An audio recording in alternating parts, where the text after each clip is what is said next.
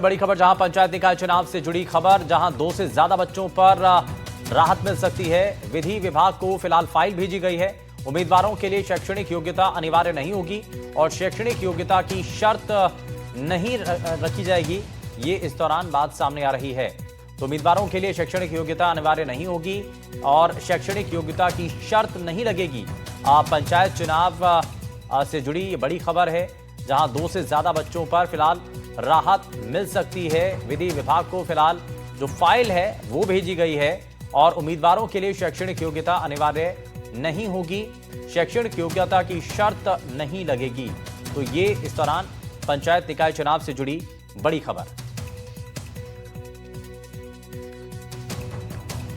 तो विधि विभाग को फिलहाल ये फाइल भेजी गई है और उम्मीदवारों की शैक्षणिक योग्यता अनिवार्य नहीं होगी, ये भी साफ हो रहा है। यानी कि 2 बच्चों की जो बाध्यता थी और जो योग्यता शैक्षणिक योग्यता थी उसकी बाध्यता को खत्म किया जाएगा।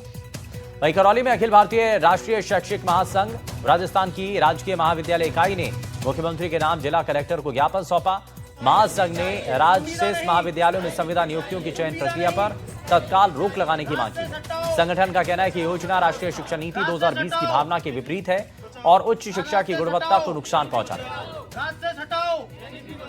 टोटल 374 महाविद्यालय राजशेष के अंतर्गत आ रहे हैं, जिनमें ना कोई एक भी स्थायी व्यवस्था नहीं है फैकल्टी की, ना बच्चों की उसमें कोई व्यवस्था है। तो उसके विरोध के लिए ज़रूरी है कि सरकार का जो फैसला है कि जो संविदा की नियुक्ति हो रही है, उसमें संविदा अगर नियुक्ति हो जाएगी शिक्षकों की तो उसमें कोई फैकल्टी नहीं रहेगी और इस संविदा नियुक्ति में जो एसोसिएट शिक्षक लगाए हैं इनको तुरंत प्रभाव से हटाया जाए और इन महाविद्यालयों को स्थायी महाविद्यालय गवर्नमेंट के अधीन लिया जाए, राजशेष को हटा के स्थायी महाविद्यालय बनाया जाए।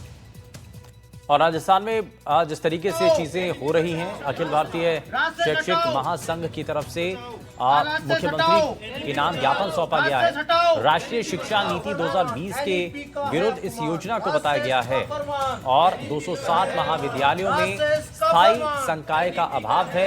संगठन ने आंदोलन की चेतावनी दी है। मांगे नहीं मानने पर आंदोलन की चेतावनी दी गई है। संविदा नियुक्तियों पर रोक की मांग भी की गई है। महासंघ ने मुख्यमंत्री के नाम इस दौरान ज्ञापन सौंपा है। तो फिलहाल ये जानकारी, जहां राष्ट्रीय शिक्षा नीति 2020 के विरुद्ध इस योजना को बताया गया, लेकिन मांगे नहीं मानने पर आंदोलन की चेतावनी फिलहाल महासंघ की तरफ से दी गई।